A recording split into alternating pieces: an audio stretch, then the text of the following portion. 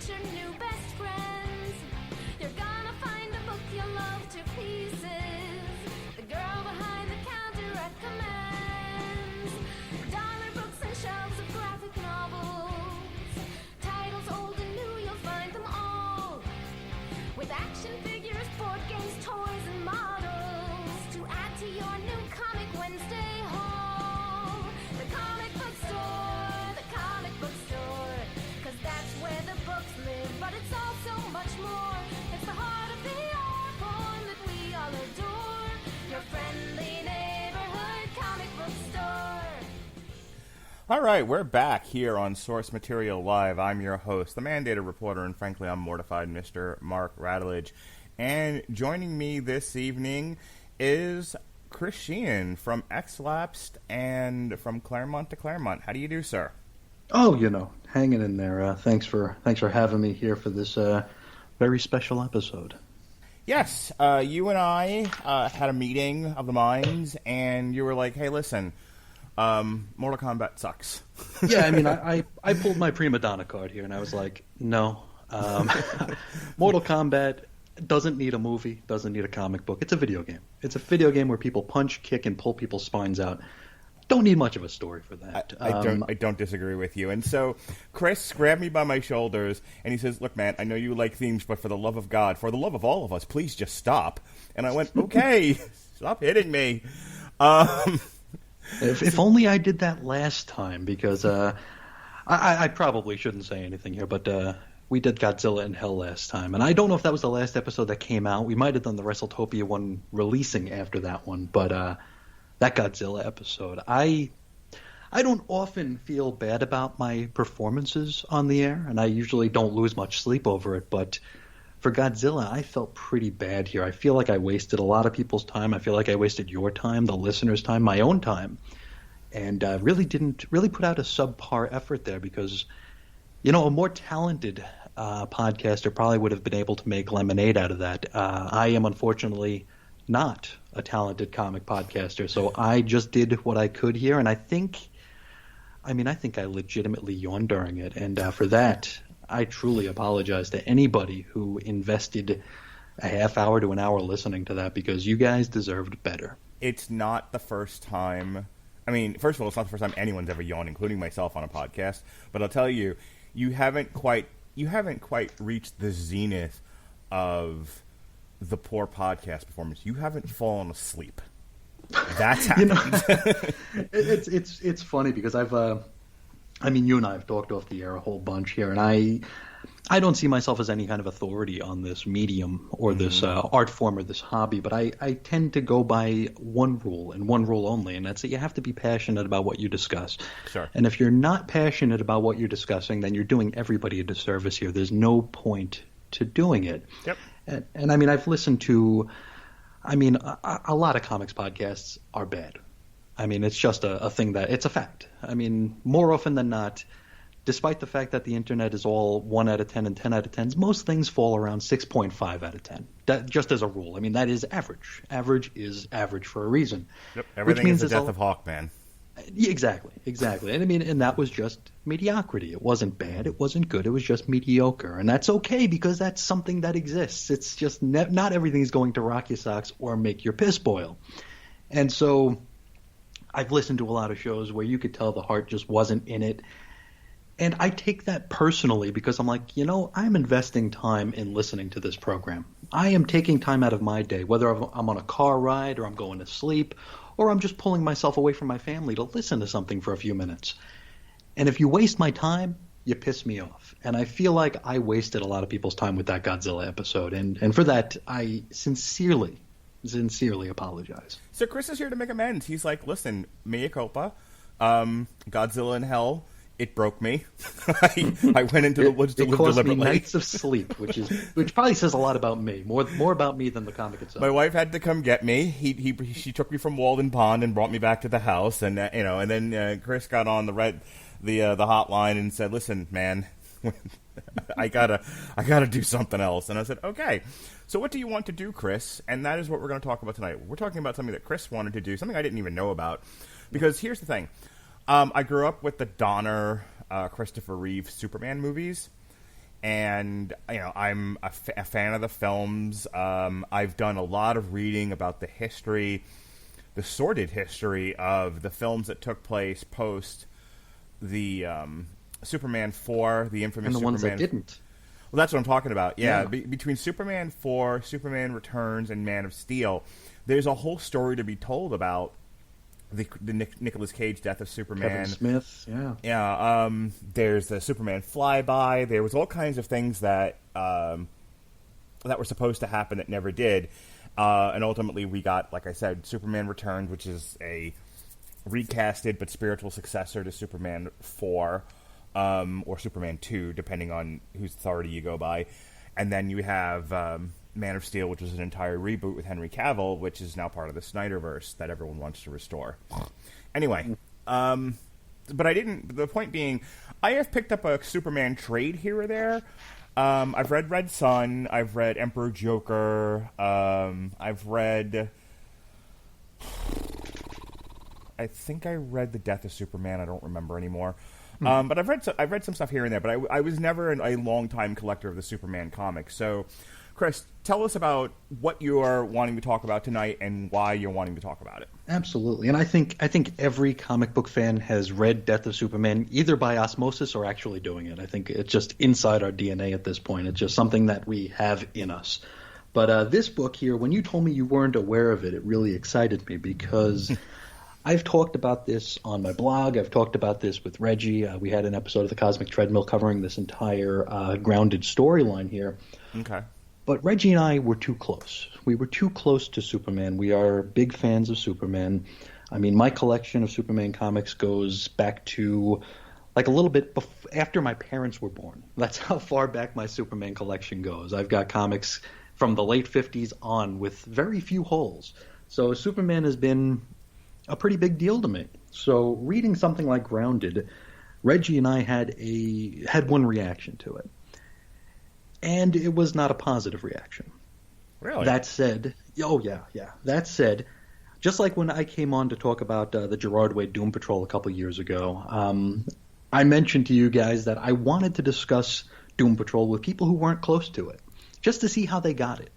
You know, you guys didn't know all the nitty-gritty about the Doom Patrol, and so you guys had a different perspective on the story. You guys could enjoy it more for certain aspects and not care for it more in certain aspects. Here with Superman, I mean, I at this time, when this came out, I wasn't a DC zombie just yet, but I did have a fairly large Superman collection at this point. And I left right before this and came back for this, but then left again. And so I was very, very in and out with this point here. But suffice it to say, I was very close to the character. The character meant a lot to me. And I wanted to discuss this with someone who maybe didn't have quite as visceral a reaction or took it as personally as me and Reggie might have. So this here is Grounded, written by JMichaelStraczynski. Now, Straczynski, this takes us across the street to Marvel here. He saved Spider-Man. Spider-Man was in dire straits following the Clone Saga in the late 90s here. They took it they took it from just the wild 90s stuff and they tried to bring it back to a more classic Spider-Man milieu. You know, he was still married, he was still an adult, but they brought in John Byrne to sort of set things right here. That's John Byrne is I mean, if we were to give him like a quoted pro wrestler name, it would be Back to Basics John Byrne. That's kind of what he does. He brings people back to basics by hook or by crook, for better or for worse, in his vision or otherwise. He brings characters back to what he feels are like their basic elements here. And he tried doing that with Spider-Man, and it sucked. It was absolute garbage here. He was working with a man named Howard Mackey, who got a whole lot of acclaim for writing Ghost Rider during the 90s. And also, he did get acclaim for doing, I believe it was Peter Parker's Spider-Man, which was just Spider-Man, the Todd McFarlane series. He took that over way, way, way after the fact here. And I think he had the last word on the Clone Saga, where Peter Parker did come back as the one true Spider-Man. But from there, the Spider-Man books kind of languished. So Marvel, in their infinite wisdom, they went to their one trick, and it was, hey, new number ones. Let's do some new number ones here. So we had Amazing Spider-Man number 1, Peter Parker Spider-Man number 1, books like Spectacular Spider-Man, and I believe it was Sensational Spider-Man just didn't come back at all. They were just canceled and removed from the lineup. I don't remember if these 2 books went bi-weekly. It's possible that they did. But what I'm trying to get to here is Spider-Man sucked. It was absolute garbage. They killed off Mary Jane in a very nebulous way. They had her explode in a plane. And it's God. Oh, yeah. And they made it so Peter Parker was basically he was a jinx. So like he would go hang out with his friends here because, I mean, they were trying to youngify him a bit. They were trying to make him unmarried. They were not realizing that like widowing a guy doesn't necessarily make him a swinging teenager again. So they'd have him with his friends, and they're like, "Oh man, Peter, you're bad luck. I don't want to be anywhere near you." Which is like, okay, aren't you guys pals? It was bad. JMichaelStraczynski comes in. This is after Jemis and Quesada took over Marvel, and they're like, "Hey, we got to fix this bullshit." And so they did. JMichaelStraczynski comes in, and he killed it. I mean, I know it's a divisive run for a lot of people here, and even for me, it wasn't perfect. They brought in things like the spider totem and Ezekiel, and like the whole, did the spider bite Peter on purpose? You know, what was first? You know, it's silly stuff like that. But overall, the stories were a lot better. It led to a reunion with Mary Jane here. Straczynski probably wrote the best Aunt May ever. He had Aunt May find out about Peter's secret identity. It was a very, very strong run.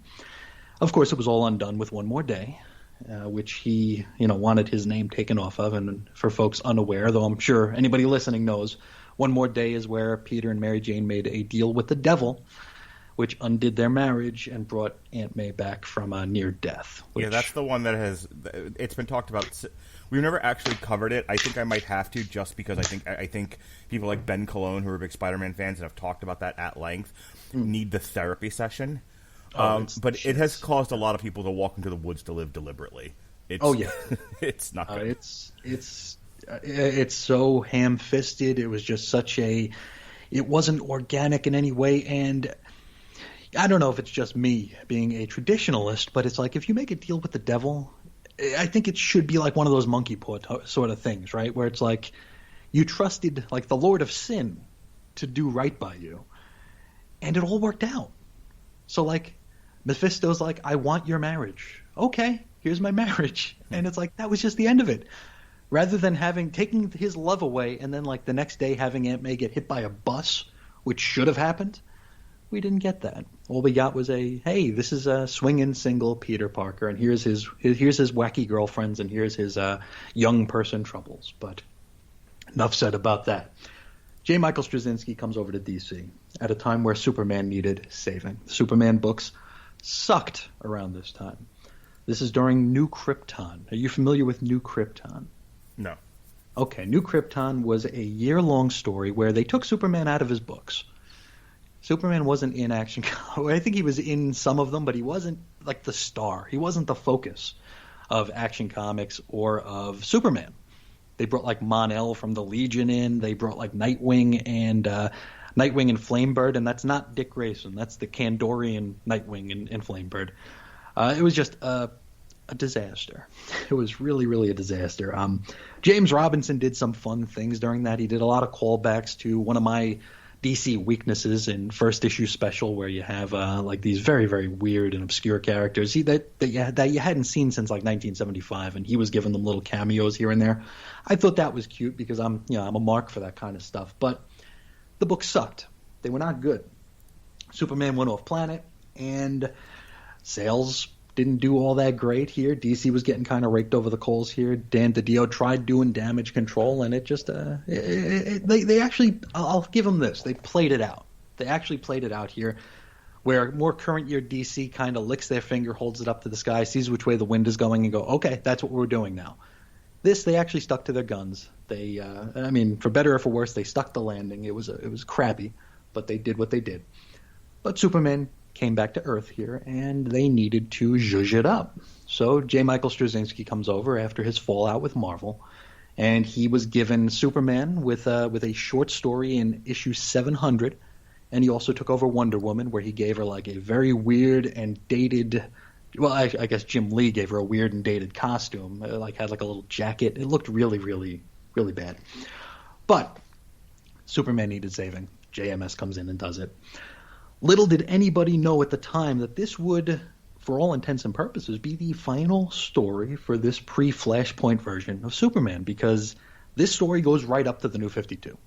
You know, this was intended. It wasn't intended at the time because DC really had no friggin' clue what they were doing. They didn't have the New 52 planned out for more than about 5 minutes, I think. But this was going to be the end of it. Superman was only appearing in Superman. Action Comics was taken over by Lex Luthor. Lex Luthor was the star of that book, and it was, from all accounts, a much better book than Superman.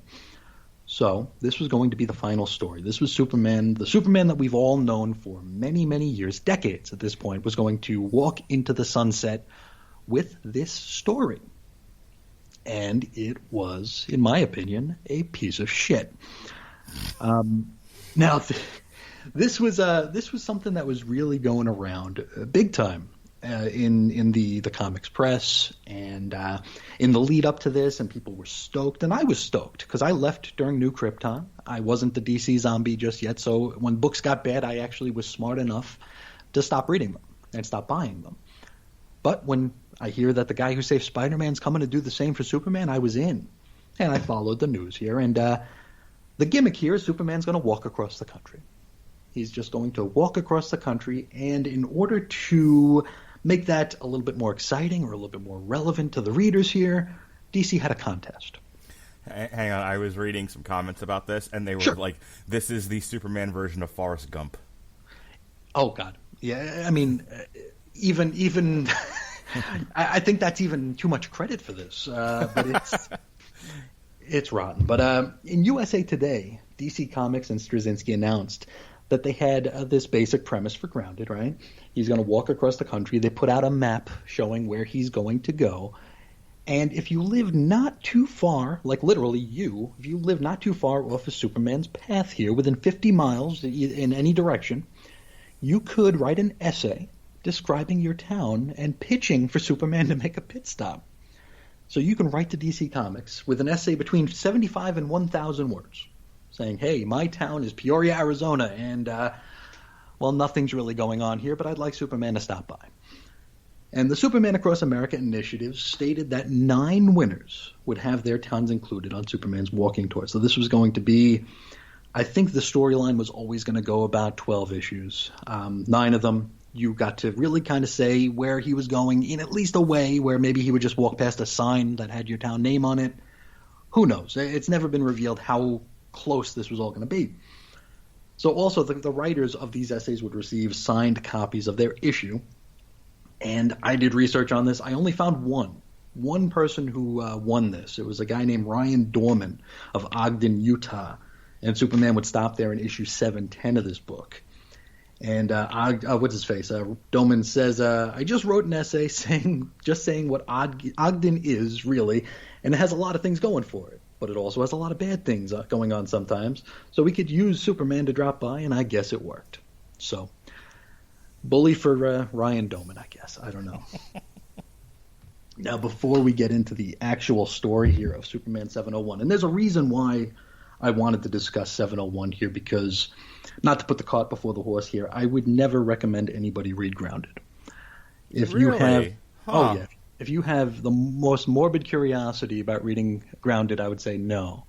But 701, for what a shit show I think it is, I think it needs to be studied as a causal tale of how not to write a comic book, and how a writer can be so far up his own ass that he totally misses the point of what he's trying to do. But we'll get there. Now, this started with Superman 700. I mentioned Straczynski came in to do a short. This is an anniversary issue, obviously, and rather than being like a big, blow-off or a big start, it was one of those cliche love letter stories, love letter comics, which I think we're kind of over at this point.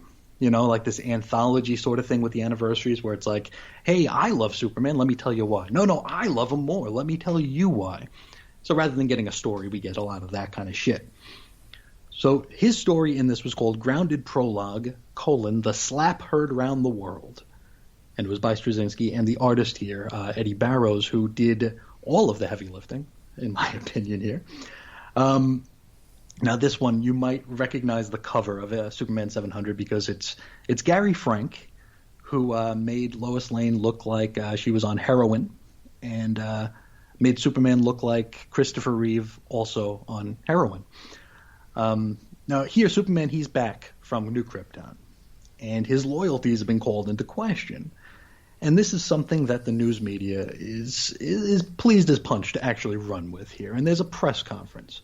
During it, Superman is approached by a woman who greets him with a slap across the face. Now, she blames him for the death of her husband. He had died of a brain tumor a few days ago. The doctor said it was inoperable, but she posits that it was only inoperable for them, because Superman could have seen this tumor with his X-ray vision and killed the tumor with his heat vision. But he was off planet. He wasn't around. He was helping other people, not her. I mean, sure, but he was kind of in the middle of an interstellar crisis at the time, which, had he failed, would have exterminated the planet. So, I mean, that's one thing here where we might be missing the point a little bit. She hands Superman a photo of her husband here, and he stares at it and pouts and kind of looks disappointed with himself here, which... Have you read the Denny O'Neil, Neil Adams Green Lantern? No. Are you familiar with it? Maybe if you hum a few bars, I'll know that Okay. I am. This was during the relevancy era here. This is something where Denny O'Neil and Neil Adams tried to make Green Lantern relevant, socially relevant. This is where Speedy was revealed as a heroin addict. That I'm aware of. Okay. And also, there was a story about like a slumlord where Hal and Ollie go to help these poor folks who are living in a slum and who are being abused by a landlord and exploited and all that stuff here. And there's a very, very famous scene where a black gentleman says to Green Lantern, "I know you work for the Blueskins, and you helped on a planet someplace. You helped the Orange Skins, and you've done considerable for the Purple Skins. But what have you done for the Brown Skins?" Are you familiar with that page? Vaguely. Okay. A lot of people saw that as like a rah-rah moment, you know. And Hal did the same kind of pouty face as Superman. But then you have to stop and think for a minute. Well, if Hal didn't save the planet from being destroyed, everybody would be dead. You know? And I mean, I get what O'Neil and Adams are going for. Their run, as classic and as like must read as it is, it's also very, very heavy-handed and unsubtle. And it almost misses the point here, because I think that even that slumlord was revealed as not being just a bad human being, but he was like an evil alien. So it kind of takes the whole it really undermines it. Yeah, the street level approach here is kind of, like you said, it undermines it. So this is the Superman version of that, only 30 odd years later, when, I mean, it's been done. It's been done here. So Superman, he's looking at this photo and he doesn't contest this. He doesn't say, hey, I was saving the planet. I was saving the universe. He just pouts and flies off, which to me says, hey, lady, you're right. I'm an idiot. I'm useless. What good am I? And we have a few pages of Superman checking in with some of his peers here. He goes to visit with Batman. He goes to talk to Flash. And he asks, hey, have we lost sight of the little people? And it's like, well, if you save the world, you save the little people, right? But nobody says that. Nobody says that here. Instead, all they do is they question him about, like, hey, are you like hooked on Red K or something, Red Kryptonite? Oh my God.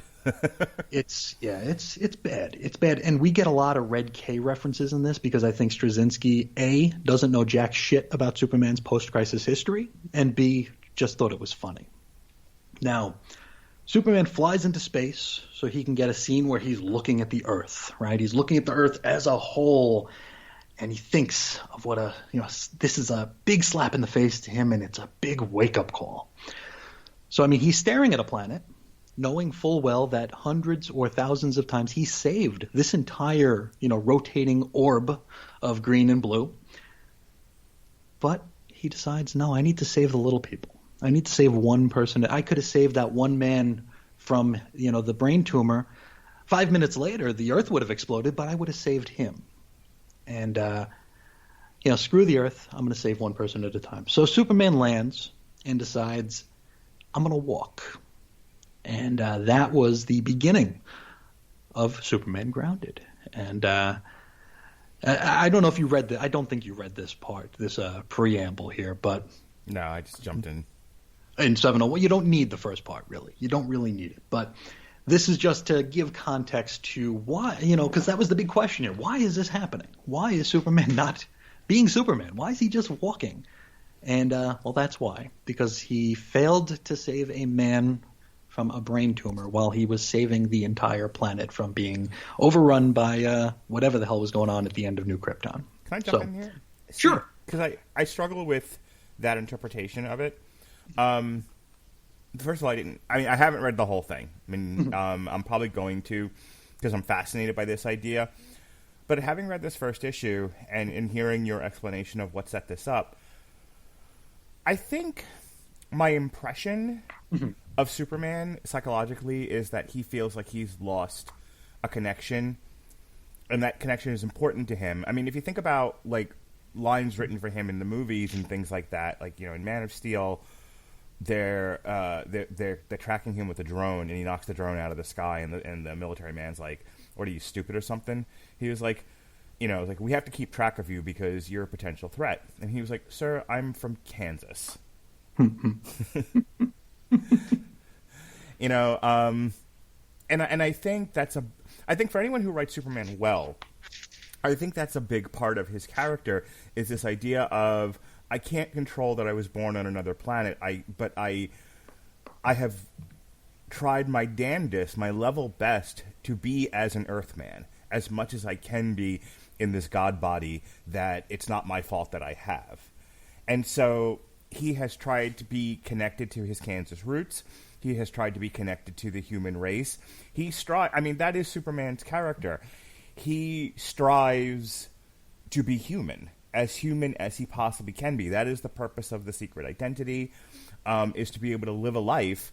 And he purposely created the Clark Kent identity of being sort of nerdy and foppish, so as to present himself as amiable and approachable and someone that people would let into their lives that they don't see as a threat, because the whole idea of Superman is he's the living God. So when I hear you say, and this is, and look, maybe I'm wrong, but again, my interpretation. When I hear, here is a being who has fought the gods, fought the aliens, fought everybody, fought Lex Luthor. He has saved the planet and the human race, the galaxy and the universe more times than anyone cares to count. But he is reminded that there are still people, everyday people, living their lives, and they matter too. Mm-hmm. And how do you balance, the protector of the universe with being connected and recognizing the little people? And this sets him on the walkabout, which I liked, actually. I like the idea that he was like, I feel adrift, and I want to walk amongst you to see I want to be what the people are, and I want to see what they're saying, and I want to see how they're feeling, and I kind of want to just take what they have to dish out, and so he does, which I'm sure you're going to talk about as you go through what happens in this comic. But that was the way I saw it. I saw it as, the guy with the heart attack is. And I understand you have to prioritize. You can't save everybody all the time.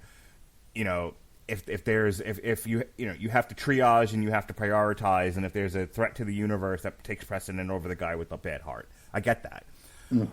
But I think he's still a dude, and he's still a dude with doubts and some psychological issues. And I think he struggles with that. I think he struggles with how to reconcile helping the little people with the bigger picture. To me, this is one of those forbidden doors here. This is one of those things that I think I mean, we talked about this a couple of years ago when we talked about Heroes in Crisis, where they were doing the confessionals at the farmhouse, and it's like Superman has to live with the fact that he knows everything bad that's going on the planet, but can't be everywhere at once. That's something that should have him cowering under his bed 24 hours a day. He should be absolutely mad. He should be insane. And I feel like if we focus on that, and if that's what our main priority is, like the fact that he can't be everywhere at once, what other stories can you tell at that point? Mm-hmm. Because anytime it's like, okay, well, now he's fighting Lex Luthor, but I'm sure there's other stuff going on. And how is he prioritizing this? Is he right? Is he wrong? I think these are questions that they're too difficult to answer. And I don't think that there's a writer capable and talented enough, Straczynski included, and perhaps especially, that can actually do that with nuance and do that in a way that it doesn't make Superman seem like an absolute loser, and doesn't make him seem like someone who is playing God. It's hard not to do that because basically what we have here is him, like you said, he's in the God body, but now he's kind of playing God. He's picking and choosing who to save, who's going to live, who's not going to live, whose lives are worth more. And I mean, here we have him walking across America.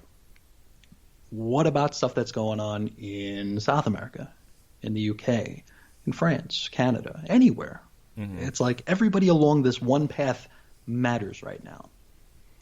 So it's like, I get what he's going for, because it is a clever idea, but it's so hyper-focused and tunnel-visioned that it's like you have to blind yourself to everything else, interstellar crises or anything happening off his path, to make this work and make it not seem like this is just a totally self-indulgent sort of thing here. And of course, Superman is entitled to being self-indulgent. He's been giving and giving and giving, but here it's just like, holy shit, really?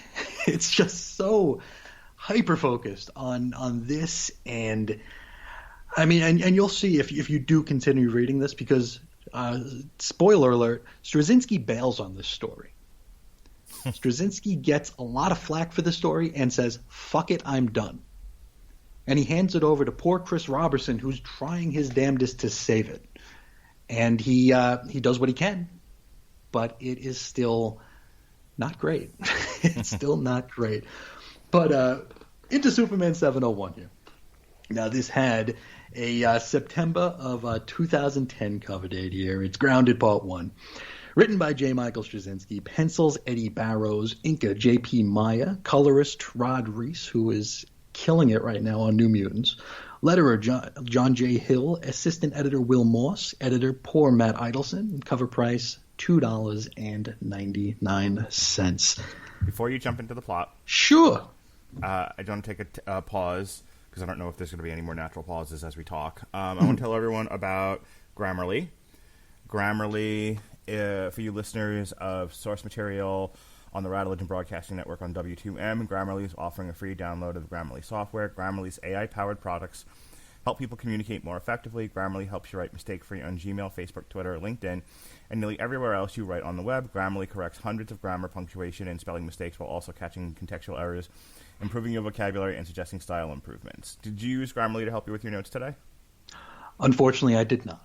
You got to get on that Grammarly, Chris. I do. You can get a free 30 days of Grammarly right now. As a matter of fact, when you're done here, by clicking on our link at getgrammarly.com/W2M network. Again, that's getgrammarly.com/W2M network to download Grammarly for free. All right, without further interruption. No. Chime in whenever. This is why I wanted to do this episode with you, because I think you have a unique point of view on this, as you've shown. I mean, you got this from a totally different angle than I did, and that is the kind of discussion I wanted to have here. Now, we open, and one thing I will give Straczynski here, the first few issues until he bails, they open with very, very cute and down-home scenes. These are probably the best scenes of the entire run here, or these opening scenes here. We got Superman walking through Philadelphia, right? And there's a bunch of guys huddled under a hood of a truck that's broken down, and they're like, yeah, they're doing that thing that the guys in the neighborhood do. It's like, I think it's this. No, it's got to be this. Oh, it's got to be this. It's like, oh, get me another beer. They're just killing time on a Sunday afternoon or whatever. Superman walks by and he's like, hey, you might want to check the fuel line. And they turn around like, who the hell are you? What do you think? And it's like, well, I've got X-ray vision, so you might want to listen to what I got to say here.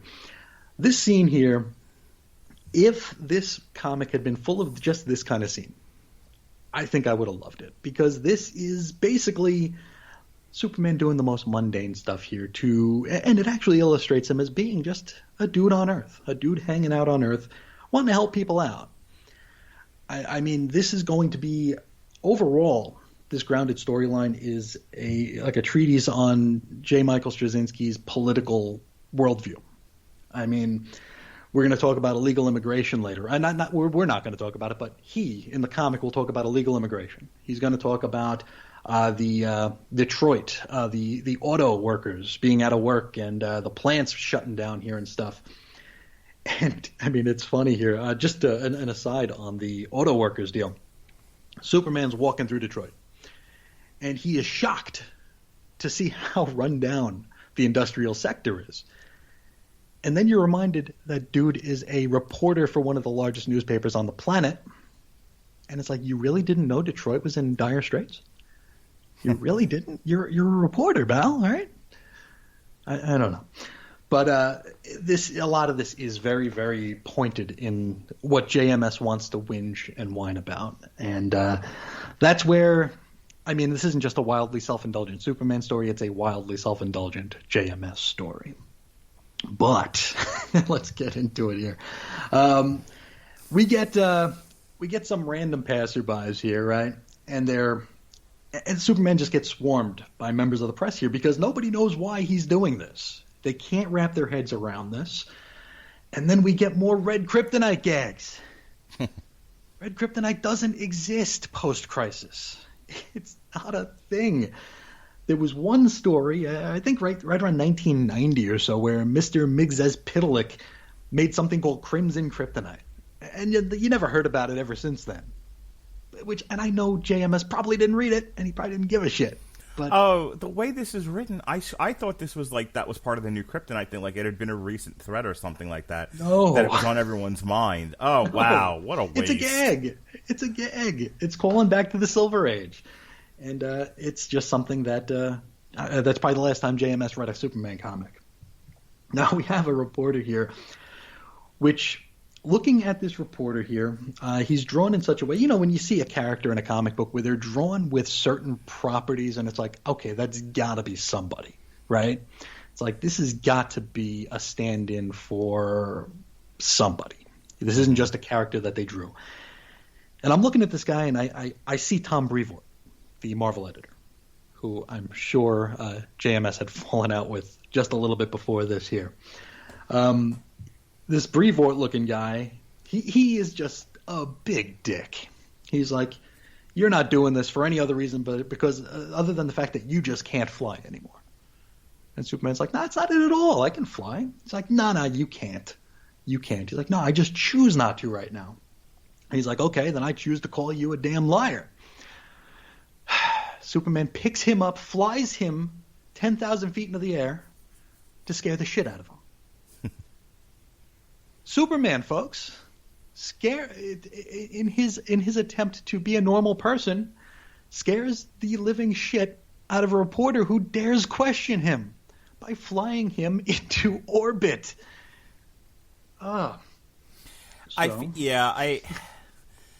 So they talk about like Superman and comic book heroes in general being part of a child's like power fantasy. And wouldn't it be nice if when someone challenges us, we could prove them wrong right then and there? Just throw them in the sun? Yeah. Yeah. I think this isn't a perfect book. I really liked it. There's a lot of elements to it that I did enjoy. This one, you know specifically who they're referencing. To me, I was like, well, it's a few years too soon, but this feels like, you know, angry white incel male. You know, that's part of it as well, I believe. I think it is a call out to the fans who this is one thing about this book. It's a very defensive book. It's a very defensive book, and it's written in such a way that if you question it or criticize it, then you just don't get it. And that was basically the way that JMS carried himself on the internet at the time. And he got called out for it a lot, but I think he expected it because I think he realized that the story he was writing is just the story he wanted to write. I mean, if you wanted to do this in his Rising Stars comic that he owns, fuck, have at it. But I mean, you're taking like the premier superhero in the world and using him to basically grind your axe.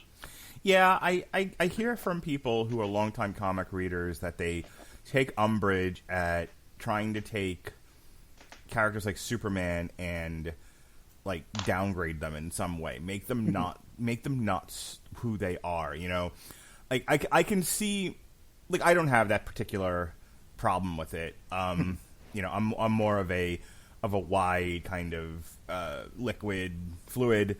You know, why can't Superman be other things? Same thing with Spider-Man. Who also everyone's like, no, Spider-Man has to be this one certain way.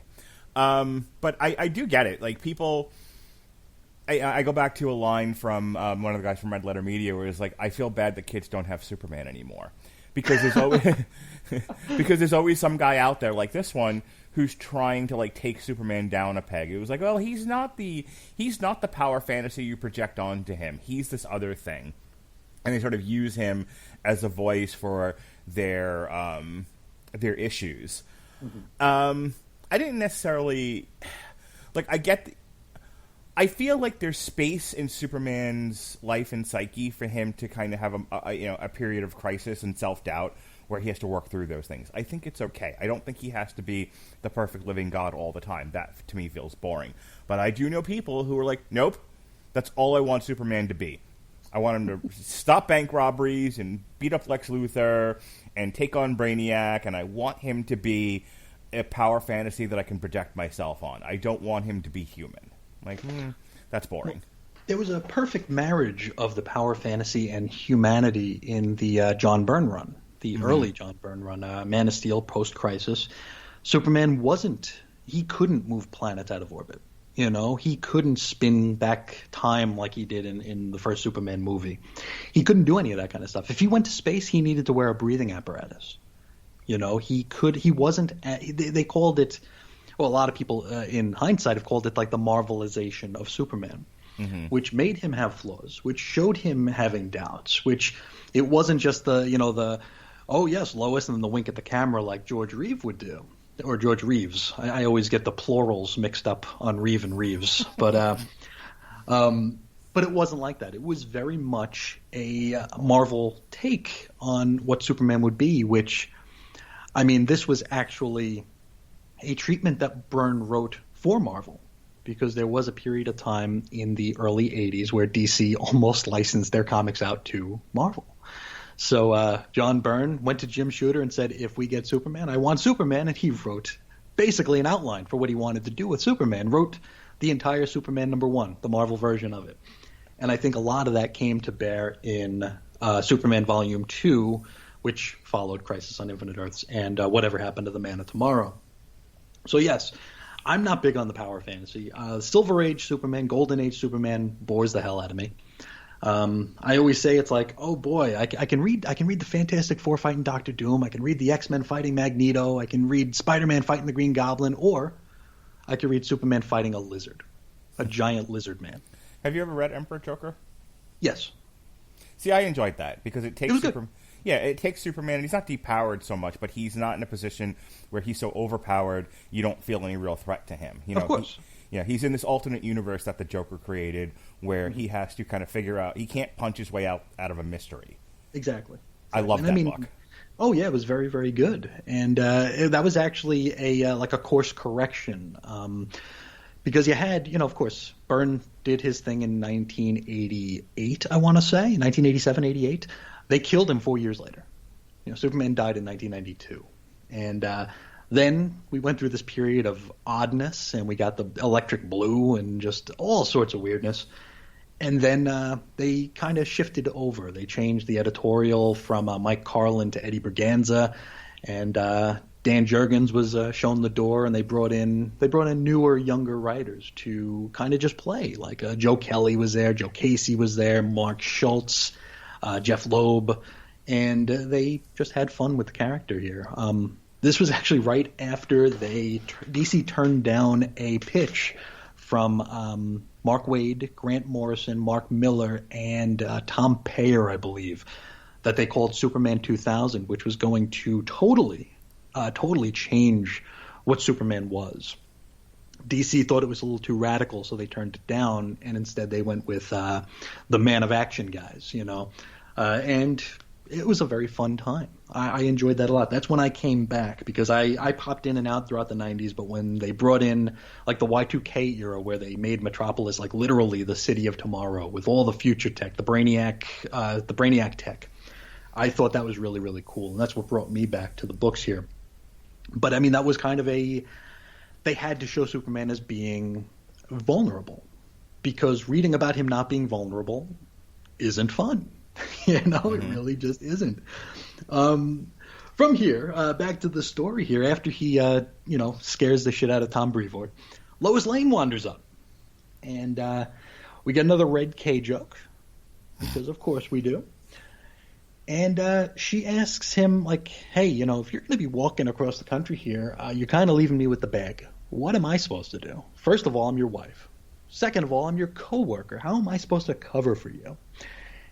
And, I mean, we got to keep in mind here that Superman, Clark, has been off-planet from New Krypton for a long time at this point, so they haven't been together. So she's like, rather than asking, hey, are you really leaving me alone for another year? Are we still married? She doesn't ask any of those questions. Instead, she just goes, hey, Red K. So, I can now see why you and Reggie struggled with this, because I didn't realize they were married. I thought they were still just co-workers. They were married, yeah. I don't know how familiar you are with Sam Kinison. Vaguely. Okay. Sam Kinison, I am relating it to this conversation, I promise. He does a bit about Jesus going into the desert with his disciples. And he was like, that's how I know Jesus wasn't married. Because no wife just lets you take off for a long weekend with your friends. There you go. Honey, I was dead! Ow! Yeah. They crucified me. I had to go down to hell. I had to crawl back, and all because I love you, honey. Gone too soon, that Kinnison. So yeah, I'm kind of with Sam here. I think if Lois is really married to Clark, and he's like, I know I've been gone off planet for a while doing my Superman thing, but I'm having a crisis of the heart and mind, and now I feel like I need to. I need to take a sabbatical and walk across the planet. She'd be like, wait, there are dishes? There's the garbage? We don't have kids yet, but yeah. At this rate, we never will. Yeah. But from here, we jump ahead 2 hours later, and Superman's at a diner. And we get a cameo from Peter Parker out in front of the diner here, if you notice that. Because, of course, we had to remind everybody that JMS wrote Spider-Man for a while. And he's calling in probably to J. Jonah Jameson, saying like, he's not doing anything. I'm following him. He's just eating. I don't know what he's eating. I don't know. How am I going to do a story about a guy walking down a street? Which I almost feel like maybe like an editor wrote in. It's like, how are we going to tell this story? That doesn't ring true either, because a reporter is like, Superman's in a diner eating a sandwich.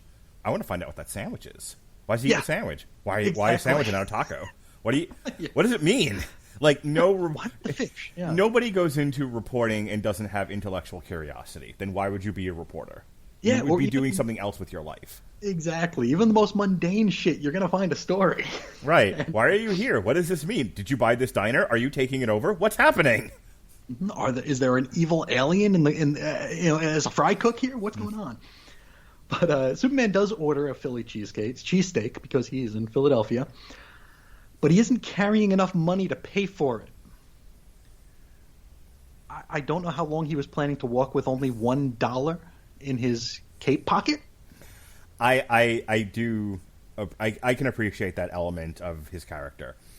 When you are a member of the Justice League and your base is in space, and you and you have all of these heady things that you're dealing with. Little details like, oh, I don't have cash on me, and I don't keep a credit card because that would involve having, people know my secret identity. Like, there's just things you just don't think about because you don't have to. Like, Superman doesn't go to a diner to eat a cheesesteak. And so if he does, he's not going to remember to bring his wallet. Like, that is a very human thing. Dude, I get out of the car. We've been in this pandemic now for over a year, and I still get out of my car and forget to bring a mask with me.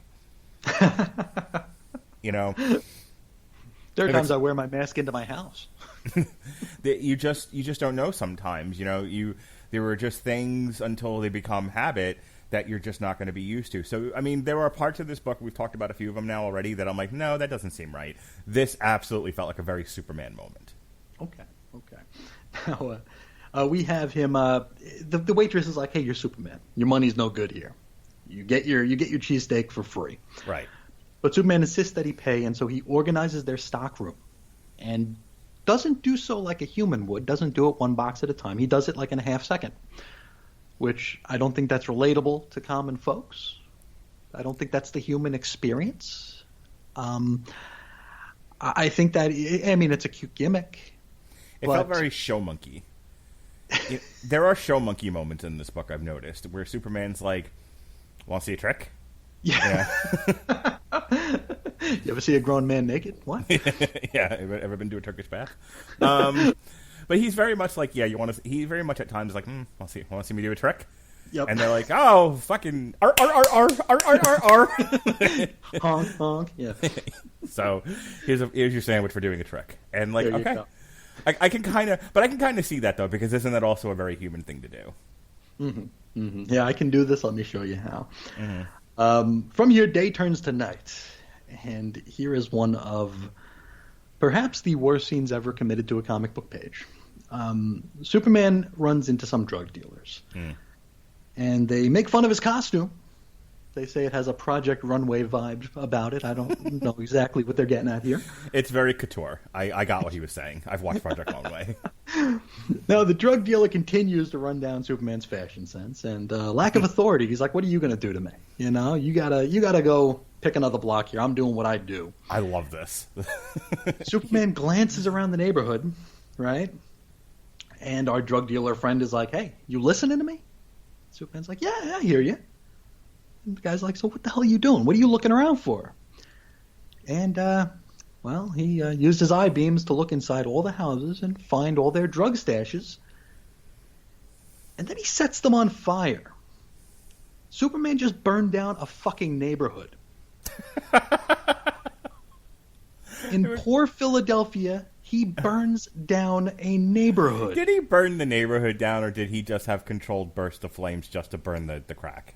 If you set fires in every house on a block, I got the impression it was. I mean, that.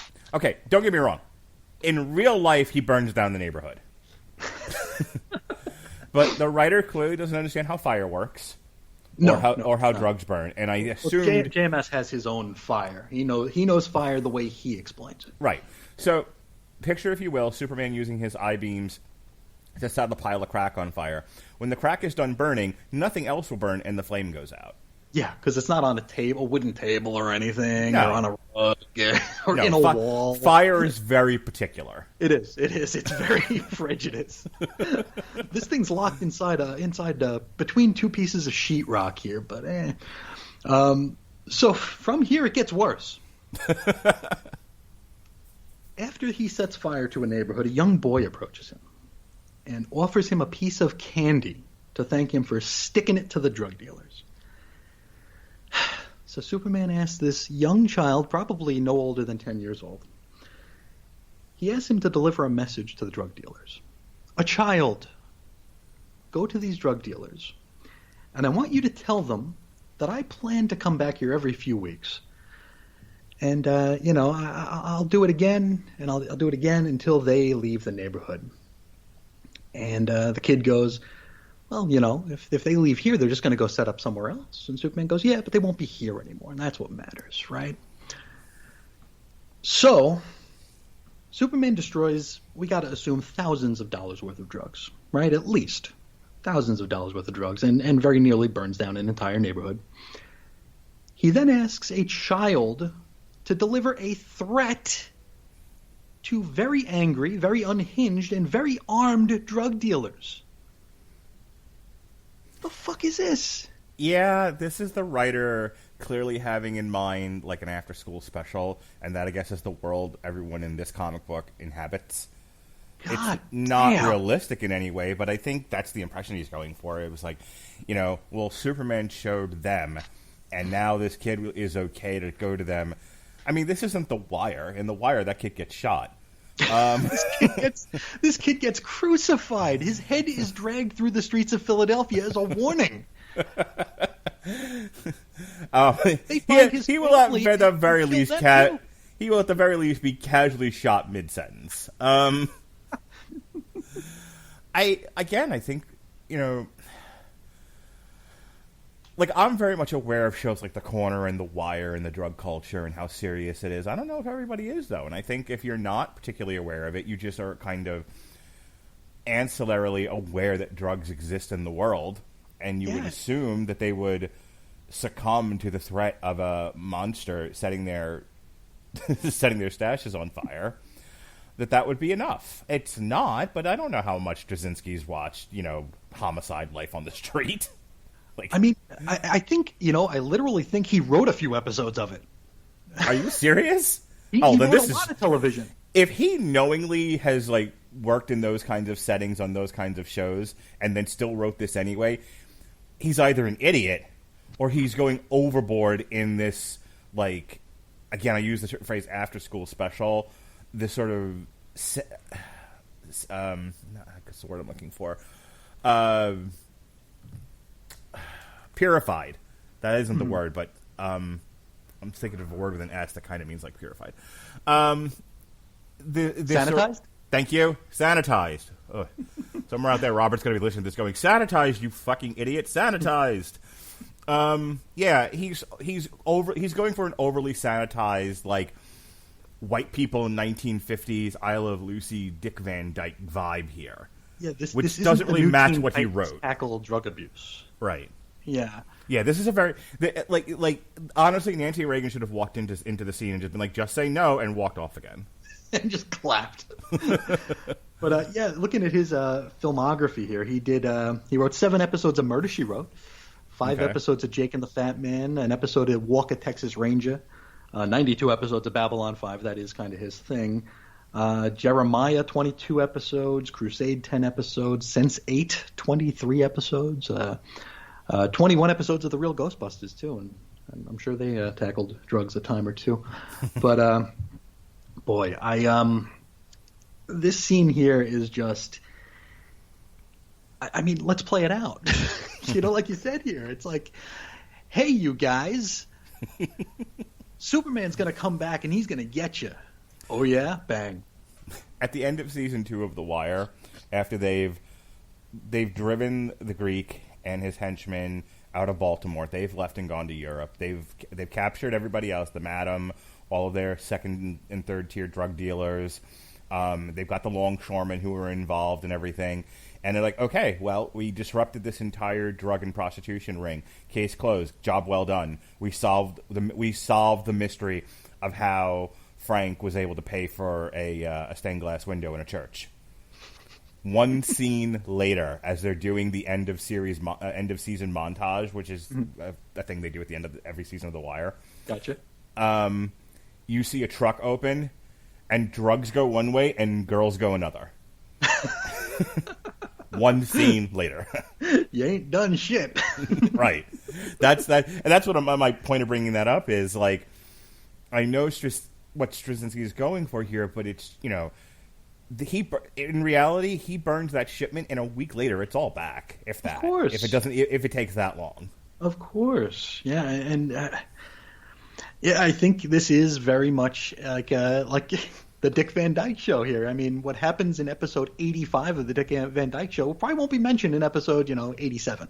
Yeah, it's just something. It's episodic, and that's all it is. We're not supposed to think about these things anymore, and unfortunately, it's It's funny. My damage is that I do.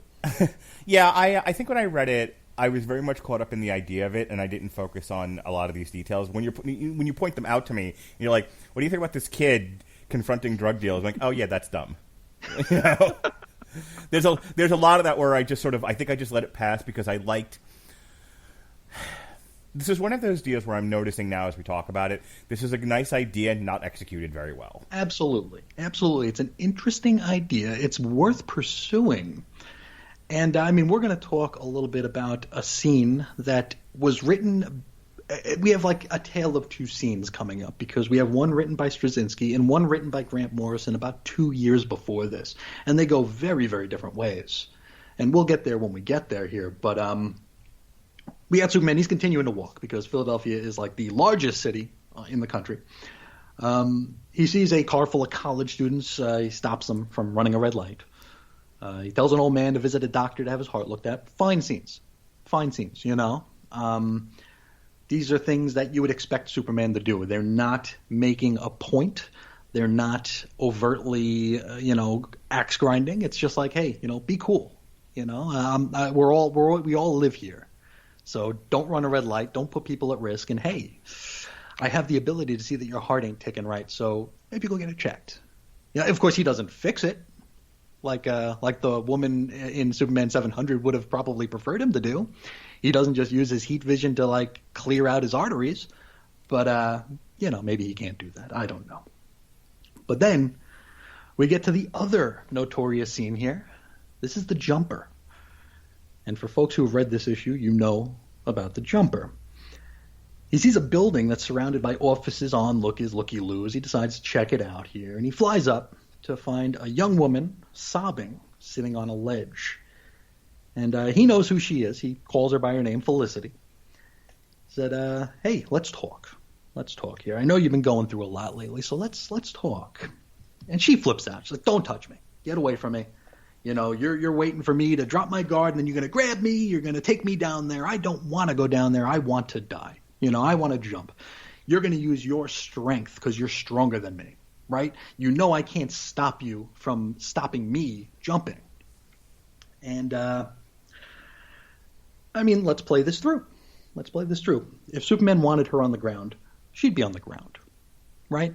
She'd be through the ground if he wanted her. She'd be in the sun if he wanted her there. So her dropping her guard is not really a point here. Now, we go into a scene here where Superman is almost apologizing for being powerful, as though it's a weakness. His power is his weakness, and I think he's addressing an element of the people that he's protecting where they resent him for what he is, and I think there's an inherent frustration with with people who kind of look at him and they look at their lives. They know how what an uphill struggle life can be, and they look at Superman and like everything comes easy to you. You're perfect, and I resent you for it. Why Mm-hmm. you, not me? Mm-hmm. And I think this is a reflection of Superman having to confront that Okay. not everyone is going to love you.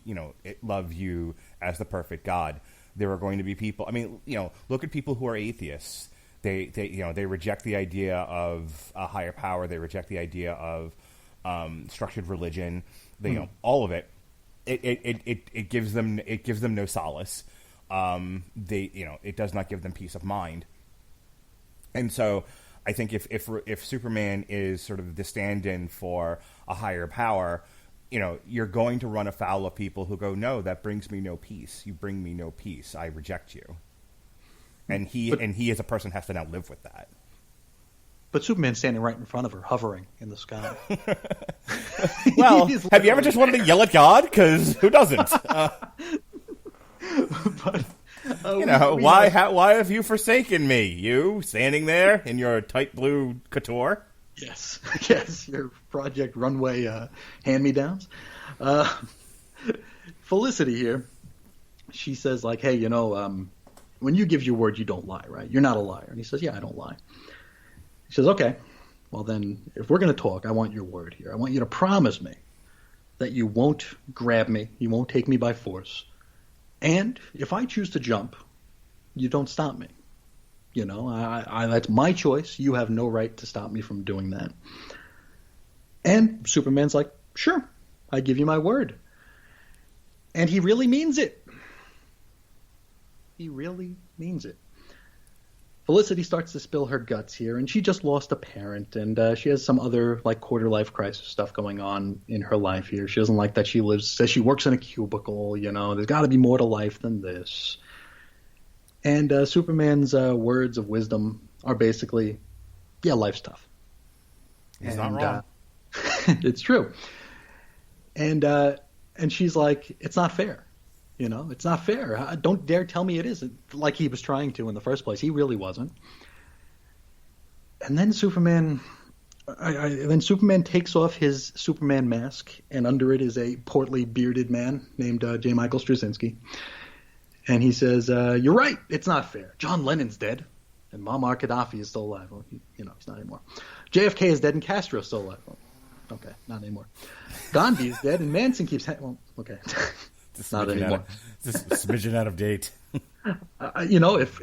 If I were if I already had my forensics degree, it would be like, hey, I think I know who's responsible for the deaths of Gaddafi, Castro, and Manson here. But I mean, he's waxing on about these people here, and I thought I didn't think I'd ever want to punch Superman in the face, but we're here, and it's going to get worse as we go on here. Day turns to night once again. And Superman just floats next to Felicity until he gets bored enough to kind of give her an ultimatum. If you honestly believe that in your heart of hearts that you will never, ever have another happy day, then step out into the air. I'll keep my promise. I won't stop you.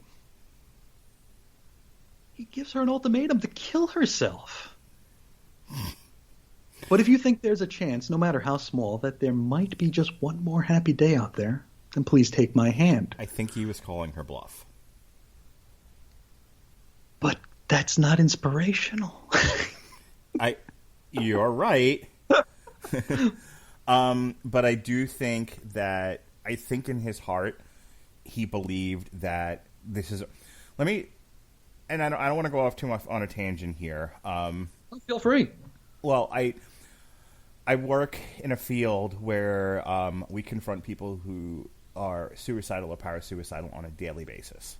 Mm-hmm. That is, in fact, my job, is to place people who are potentially a risk to themselves in an environment where they can be watched and made safe. And even when we do that, they don't always do it. We have people who commit parasuicidal acts, who commit acts of self-mutilation and self-harm, literally while a deputy is standing there in front of their cell watching them without moving for 24 hours. We still get people who self-mutilate. Sure. If you, with every intervention, medication, counseling, monitoring, if people want to do something, they're going to do it. Certainly. However, we still get a lot of, a common phrase heard is, I'm having a psych emergency. I'm going to psych out. I feel, the voices are telling me to hurt myself or others. Sure. And a lot of times, instead of just sort of like reacting to it concretely and then washing my hands of the person, I'll usually say to them, like, listen, this is going to end with you. The colloquial term is turtle suit. It's a safety gown. It's a very thick cloth Velcro gown that you wear with no underwear. Mm-hmm. So as you cannot fashion a noose of some kind, but you were still covered because we are trying to treat you humanely and safely, but we don't want to give you something that you could fashion and tie around your neck. Mm-hmm. So the kids call it a turtle suit because you look like a Ninja Turtle. There you go. Yeah. And so I might say to them, like, what is it that you really need here? What is it that you're looking for? What do you want me to do for you? Because I don't think you really want to be in the turtle suit. And they're like, you're right, I don't. I want my meds restarted. I don't want to be in this pod anymore. I just want to bond out. I need to make a phone call. And so I can talk back a lot of potential suicide watches because you're crying for help. I know that.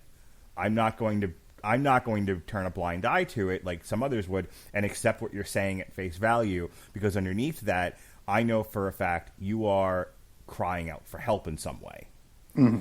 And I feel like Superman saw that with her, where if she had wanted to kill herself, like if she had really wanted to kill herself, she wouldn't have made a big scene out of it. Right, she'd have just done it. Mm-hmm. Nobody who, some people may really want to kill themselves and just make a spectacular stunt of it. Certainly. Okay, that I'm not going to say that doesn't exist, but most people, I would say 7, 8 out of 10, who really want to kill themselves, do so privately and quietly. Mm-hmm. You'll probably don't threaten it over and over. Yeah, you'll never see it coming. Mm-hmm. They'll just do it, and they'll be dead, and that'll be the end of it. Certainly. Climbing up to a tall building, crying, and having an argument with Superman is a cry for help, and he's not stupid. Well, I want to go to a scene written by Grant Morrison just 2 years before this in All-Star Superman number 10. I think they made a movie out of this. I could be mistaken. Did they make an animated feature out of All-Star Superman? Yes. Maybe. Okay. In it, we have basically the same scene. But Superman at this point is dying. He's dying of radiation poisoning at this point in the story here. I think All-Star Superman ran 12 issues. So this is toward the end of it here. And there's a girl. Just to answer your question. I don't mean to interrupt you. Sure. Just to answer your question, All-Star Superman, based on the comic book of the same name by Grant Morrison and Frank Quietly, released Warner Brothers Animation on February 22nd, 2011. Oh, God, a long time ago. Jeez. Uh-huh. Oh, wow. Okay, that's probably why I didn't know about it, or I wasn't sure about it. But we basically have the same scene here. And we have a girl who's going to jump off a building, and Superman goes there, and he tells her that she's stronger than she thinks she is. And she hugs him. And that is... this scene gets compared to that scene a lot. And I think the Morrison one is so much more full of hope here because again, if he knows that she's full of shit, if he knows that she's bluffing here, he still handles it in a way where he shows that he cares and that her life has value. He's giving her life value by saying, you're stronger than you think you are here. Not saying, hey, if you want to jump, jump. Because that to me, while it is calling her bluff, is kind of a dismissal. It's like, well, if you don't think you're worth anything, then why the fuck should I? Where with this girl in All-Star Superman, it's just like, you know what? You belong here. You belong. You don't need to die. You should stay alive. You should keep trying. And to me, that's just what Superman is. Super or not, powered or not, the way he was raised by the Kents, this is the guy that he is. He's not a guy who I think would just tell somebody you're on your own. If you want to go. I don't agree with your assessment. Okay. Here's what he says. If you honestly believe in your heart of hearts that you will never ever have another, and you did read this before, I get that. Yep. You never ever have a happy day, then step out into the air. I'll keep my promise and I won't stop you. But if you think there's a chance, no matter how small that might be, just one more happy day out there, then take my hand. I truly believe he knew she was going to take his hand. Well, of course. Think the line about you can't possibly. Another way of him saying it might have been, I can't possibly believe that you think you'll never have another good day. So please, and you do have to a smidge confrontational in the therapeutic milieu. Not when you're Superman. Okay. I mean, I guess if the counter argument is, yes, social worker Radulich, you do sometimes have to be confrontational in the therapeutic milieu, but you aren't the god superhero. You have to be something else. He's not a psychologist. He's not a social worker. Okay, mm-hmm. I get the difference. Sure. I mean, he can hear the heartbeat. He knows what's going on inside of her, so he would have more of an insight than a human as to whether or not what is she going to do. So you think this is out of character for him because you think Superman wouldn't say it that way. Superman's not a dick, despite the fact that there's super dickery all over the internet. He's not a dick. Okay. Yeah, I get that. I think I might be projecting onto him a little too much. Maybe that's why I see it differently. Mm-hmm. But I think if you're holding Superman to the standard of Superman, you wouldn't act that way. You wouldn't say those things. You would say, life is wonderful and you'll have better days. Come take my hand and let's start that walk. Okay. Or maybe not even saying, life is wonderful, but just being like, you're stronger than this. Bolster her. Not just say like, maybe you'll have a better day. Right, and that's your point. That things will be okay. That if you want an example of how he would have said it and should have said it, it's in All-Star Superman. Okay, I'm with you now. Absolutely. And, as he brings her down, she's fine. The officer's like, hey, would you have let her fall? And Superman doesn't. He just says goodnight. So, not a wink, not a nod, not anything. Just, yeah, go fuck yourself, officer. No. But then we go to the end of the issue. Thank God. And we conclude with perhaps the most face-punchable utterance from Superman ever. He's approached by a man who's walking his dog, and the guy's like, well, there he is. I saw it on the news, but I couldn't believe it. You're out for a friggin' walk. World's going to hell, and you're on a walk. I mean, shouldn't you be out saving the world or something? You're a hero, right? Isn't that what heroes do? Says straw man critic of this comic for JMichaelStraczynski. To which Superman says, to be a hero, and I'm not saying I am one, I'm just saying is to live your life in a small cell whose bars are the principles and the rules that define you, what you will and won't accept: injustice, cruelty, murder. On the night they threw Henry Thoreau in jail for civil disobedience, a friend came to see him saying, Henry, what are you doing in there?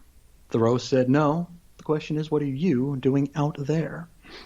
If I am lucky enough, privileged enough to live in that cell, to serve in that box with the word hero written on it, then I say to you, from somewhere deep inside that box, what are you doing out there? And at which point, Keenan Ivory Wayans walked into the panel and yelled, message, in his mailman uniform. Thoreau was thrown in prison for exactly one night for failing to pay his taxes. His auntie would pay his bill the next morning and he'd be released. What a fucking revolutionary. JMS, you fucking suck. Rosa Parks, he was not. No. Jesus Christ. So yeah, that is Superman, volume 1, number 701. Okay. Well, can I say I didn't hate it? Sure. Oh no, that's why I wanted to talk to you about it. I didn't hate it. I want to finish reading this. I actually, as we were talking, I threw on my wish list for Amazon the 2 volumes. This whole thing is 14 issues long, and they split it. Don't pay more than $1 for each one. So I threw it on my wish list. I want to read through this whole thing. And you explained it very eloquently why we only did the one issue and not the whole thing. But I am very interested in see what all else he does, and then I can kind of come to my own conclusion of, well, this was a trip worth taking, or this was a time wasted. But I think in concept, this is a neat idea. It is. But and again, I'm not married to a strict interpretation of Superman. A couple years from now, we're probably getting Black Superman, and I know that half the internet is going to try to restorm the Capitol in their Man-Bat-Pig outfits. No, we need Superman to be the way he always was, so I can go back to not paying attention to him. Yeah. Michael B. Jordan, I think, is being tapped to play Black Superman, and I'm fine with it. I'll go see it. It'll be what it'll be, and and then I will complain on a podcast about the people complaining that Superman has been and always will be white. Well, I mean, we already have Black Superman in the comics anyway. He's President Superman from Earth 22. So, I mean, that's a thing. Right, exactly. So maybe not every person on the internet will be but there will be plenty. There will be plenty. There will be. No doubt. Anyway, the point that I was getting to was that because I'm not married to a strict interpretation of Superman, I can kind of, I like the idea of him being humanized and maybe brought to a relatable level. Because he doesn't need to be something for me to aspire to. He just needs to be a character that I can relate to. And a man trying to reconnect with his roots is something that I relate to. So I like the idea. I think through a dialogue, there are definitely some deficits to this writing. Straczynski, and we talked about this when you picked a whole bunch of books in November, that sometimes these writers can be in a box and be so full of themselves they don't, they forget to think outside of themselves, and how is this going to be perceived by others? And they just think, well, I'm right, so everything I'm writing is good, and if you don't like it, you're an idiot. Well, that's not a good way to be. Yeah. That is Straczynski. But I won't know until I read the whole thing. So, but I enjoyed talking about this. This was great. Yeah, it's a fun conversation here. We do have a little bit of fallout from this run here. I told you that Straczynski, he walks off. He leaves because either he can't take the heat, or because he had things that were paying him better while still, cashing his exclusive DC paycheck. But this issue was ranked the worst comic of 2010 and the decade by Comic Book.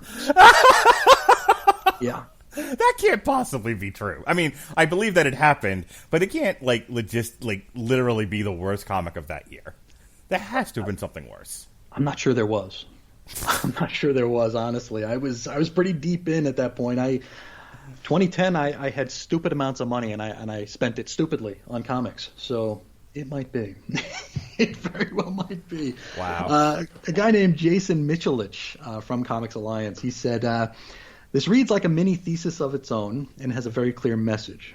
Anyone who criticizes this comic is stupid and shallow and should shut the hell up. He continues, describing it as defensive from the get-go, obsessed with boxing out its inevitable critics by devoting 4 full pages and parts of 3 others to condescending to belittling or humiliating readers' stand-ins who dare to question the wisdom of the story Straczynski has chosen to write. And yeah, it's a very defensive book. It's a very defensive book for as long as Straczynski manages to slum on it. Because, like I said, he won't be long for this. A fellow by the name of Chris Robertson, he would come in and take over. Robertson would say, I signed on in October of last year, and they gave me 1 page. 1 page of what you can charitably call an outline, written by Straczynski, where he saw the remaining issues going. I think it was drafted at a point where he assumed that he would be writing them. So this is what he's giving DC Editorial to draft solicitation copy, which is not a lot of information, just because he had nothing. He had nothing to go by here. He says, apparently at some point soon after this, before Superman Earth 1 came out, and that's what Straczynski was writing. You know the Earth 1 series of books? Yeah, that I have a Batman of that. Okay, yeah, the Jeff Johns one, I think. Yeah, so there have been like a Green Lantern, a Teen Titans, a Wonder Woman, and it opened with Superman by Straczynski. Now, before Superman Earth 1 came out, Straczynski decided that the monthly comic books don't matter anymore because he knows there's a relaunch coming, so he can comfortably quit and let somebody else finish that story for him. And he would explain that basically everything in his issues was his. From the JMS outline, he did keep the city-to-city walk because, that was the overarching thing here. And he did keep the guest appearances because those were already solicited because that's all the information JMS gave DC Editorial. And he had to make sense out of these stories because a lot of these guest appearances didn't make sense. Now, there was one in particular from Deadman. And Deadman shows up, but this is during Brightest Day, where Deadman wasn't dead anymore. He was alive during Brightest Day. So, and Brightest Day was going on for a year. So JMS should have maybe known about that. Or maybe one of the editors should have balled up and said, hey, maybe use a different person. But JMS didn't read those other books. And I'm fairly certain he hasn't read any Superman either. What else we got here? There was a story that was supposed to occur in Los Angeles where Superman gets in the middle of a gang war. And it's an interesting story here. 2 bullets are fired and he can only stop 1. It kind of goes against the regular, relatable sort of thing here. It does put him at a street level. But Robertson says that he did this because we all know Superman that he's exactly as fast as 1 speeding bullet. So that might have been a fun one to play out. It didn't. What else here? The outline that Robertson describes, he says it's dreary, and it's filled with all the things that Superman can't do, all the things Superman is limited by, and how real-world problems are beyond his ability to affect.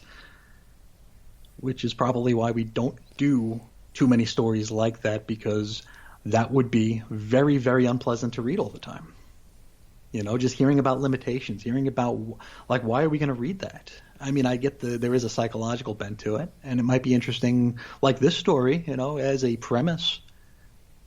But I couldn't imagine. I mean, we did this with Heroes in Crisis, where it's like all these characters are just talking about their trauma. And it's like, okay, I get that.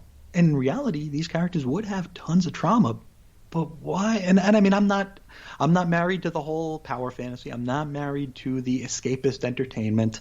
I'm not married to the idea that there can't be some realism in these books. But it's like, you go through that forbidden door. How do you walk that back?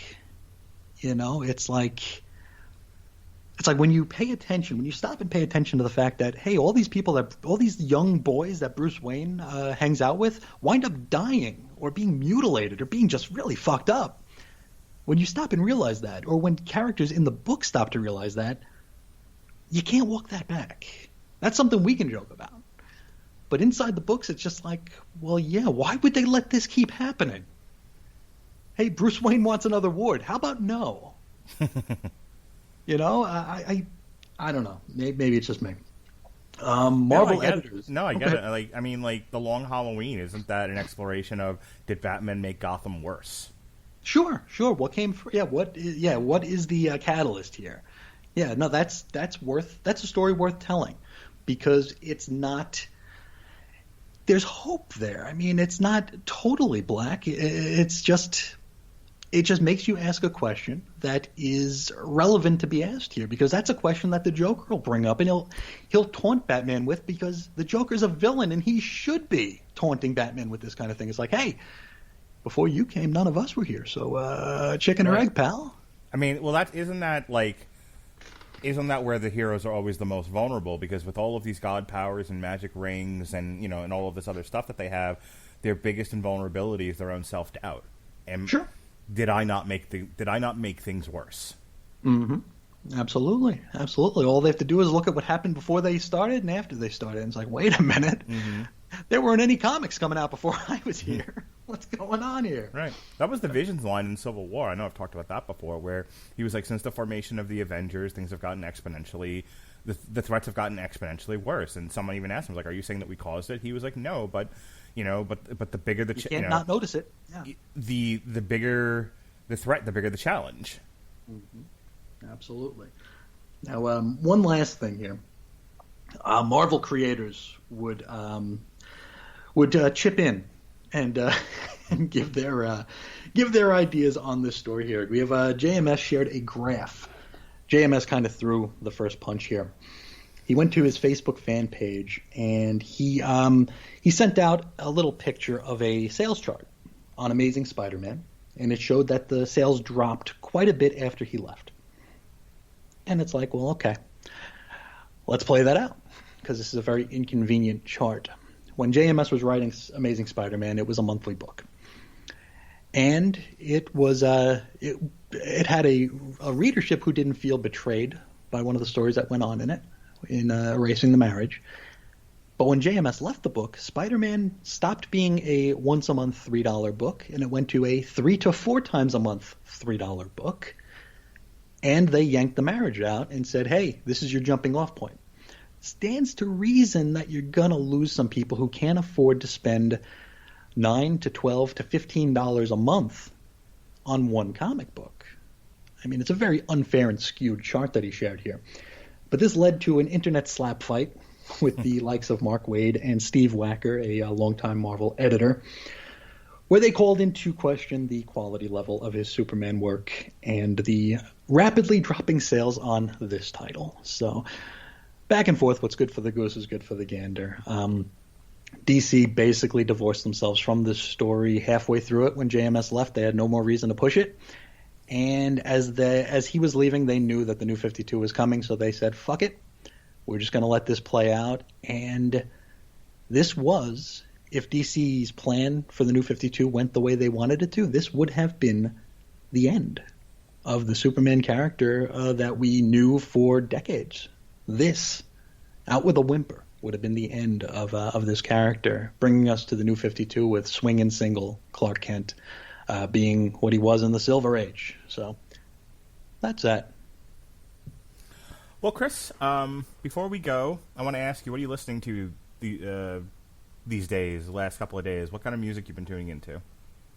I've been listening to whatever the hell my neighbors are playing on their very loud speakers. What are they playing? Is it like a lot of Limp Bizkit? A lot of I wish. No, they're playing some country music. I couldn't tell. Okay. All country music. I don't know if this is any sort of ist, but all country music sounds the same to me. So I don't know. I don't know what it is. Maybe it's Steve Paisley or Bob McScruff. Could be the Florida Georgia Line. That's WWE's favorite band, right? Well, you can check Maybe out. it's Tyler Perry. Is Tyler Perry? No, that's a different guy. So you can Tyler check out Swift. There we go. Taylor Swift. Oh, her too. You know, I review somebody who I'm somewhat friendly with from 411, who has since gone on to Fightful. He's a big Taylor Swift fan, and he put on Twitter, he was like, someone asked me to be on their podcast so I can review the new Taylor Swift, and I'm like, I have a metal podcast, but I don't care. Challenge accepted. And he was like, oh, damn it. But I actually had him on, and then a few years later, Taylor Swift people found out about it, and I got DMCA'd. Now that episode has been deleted. Oh, jeez. Yup. Good God. I have been doing album reviews nearly weekly since 2012, and that one is one of the few that got DMCA'd. Ridiculous. Yeah, and Alice in Chains one and the Corpaclani one went down in flames too. But 3 out of like hundreds and 200s and 300s is not too bad. In any case, if you would like to listen to not illegal music, you can do so by checking out our link at getamazonmusic.com/get amazonmusic. I'll try that one more time. Get amazonmusic/W2M. You get a free 30 days of Amazon Music, and you can download and stream all the Taylor Swift and the Florida Georgia Line and Brad Paisley and the guy who thinks his tractor's sexy. That dude, you want Bubba Sparks. He's going to put his mother on it. You can do that. What about the Hootie and the Blowfish guy? Is he a country guy now? Yes, I think I actually saw one of his country performances. My wife dragged me to one of those shows. I've also seen an actual Hootie and the Blowfish concert because I'm a good husband. They're not that bad. I didn't hate it. Yeah. In any case, yeah, if you're into any of that and anything else, all the music that we like Tomahawk that we just reviewed on the Metal Hammer of Doom, we got a bunch of Mortal Kombat soundtracks coming up this week. That's all on Amazon Music, and you can stream it for free for 30 days by using our link at getamazonmusic.com/W2M network. Chris, I want to thank you for coming on and suggesting this, and we'll have you back again to hear more of your suggestions. I'm not picking any more of your books. Never again. Some books are just hard, and I will always say that I need a list of your favorite. I need a list of your favorite writers. Oh, that changes pretty often, but I like to say that the few things that I can provide is reliability, flexibility, and prolificacy. I would never say that I have quality. I would never say that I have appeal, because I don't think I have either. But I try to do my best to do what I can to make things as easy as possible. It's just some weeks, like Godzilla, really, really made me question myself. I question my abilities. I've rattled your cage a time or two about this. I've rattled everybody's cages with my insecurities and inferiority complexes. And those who have had the misfortune of working with me know that I second guess a lot of my stuff. So if there's ever a book that you need covered, I'm there. The Godzilla one just shook me to my core. Well, I know you're a big X-Men person. I don't know if you're purely an X-Men of a certain age or a certain writer. I'm wide open. Yeah. But there's an Ed Brubaker book. Maybe we can meet in the middle here and do at some point X-Men Deadly Genesis. Ooh, yeah. I've been meaning to reread that. So I know that's on my short list because it's Ed Brubaker, and I'm trying to read as much of his stuff as I can, like we did a month ago when we did Scene of the Crime. That's the one. Yes. Until then, whoops, hit save. Until then, what we've got going on this week. Tonight, myself and Jesse Starcher and Robert Winfrey are reviewing Vanquish from Ruby Rose and Morgan Freeman. It was a weirdo movie, man. That went straight to VOD on Friday. We'll review that for you tonight. Tomorrow night, Tomorrow during the day, we'll be reviewing Impact Rebellion, seeing Kenny Omega versus Rich Swann. And then in the evening time, us Damn You Hollywood people will be getting together to review the new Mortal Kombat that debuted simultaneously in theaters and on HBO Max. As I mentioned before, Wednesday, the Metal Hammer of Doom is back with a new episode. We are looking at the 3 Mortal Kombat TVT soundtracks. Mortal Kombat the movie from 1995, More Kombat, which is music inspired by that movie, and then Mortal Kombat Annihilation. We'll be doing select tracks from those. Thursday is the on trial for the 1995 Mortal Kombat movie. Friday, we are re-airing our Long Road to Ruin for the Jack Ryan series, The Hunt for Red October, Patriot Games, and Clear and Present Danger, because Michael B. Jordan's Without Remorse, which is yet another Tom Clancy movie, is coming out that day. I don't know if we're going to review that or not. No one seems to be up for it. But I figured, that's a good time to re-release our Jack Ryan series. And then Saturday, Jesse's got a syndicated source material. What if Spider-Man had joined the Fantastic Four? What if he did? What would that have meant to the world? Which time? Yeah, that too. And then finally, last plug, Sunday, May 2nd. My daughter, she pitched it. She gets to be on it, much to my son's chagrin. My daughter and Robert Winfrey and I will be reviewing Demon Slayer, the movie Mugen Train. It's finally out in theaters for a brief period of time. We are going to see it today, as a matter of fact, after we're done recording this. And then we'll review it this Sunday. All right, Chris, give your plugs and let's get out of here. Oh, Chris is on InfiniteEarths.com and chrisandreggie.podbean.com. That's where you find me. All right. Thank you once again. This was a great conversation. Can't wait to do it again. I'm Mark Radulich. He's Chris Sheehan. Be well, be safe, and behave.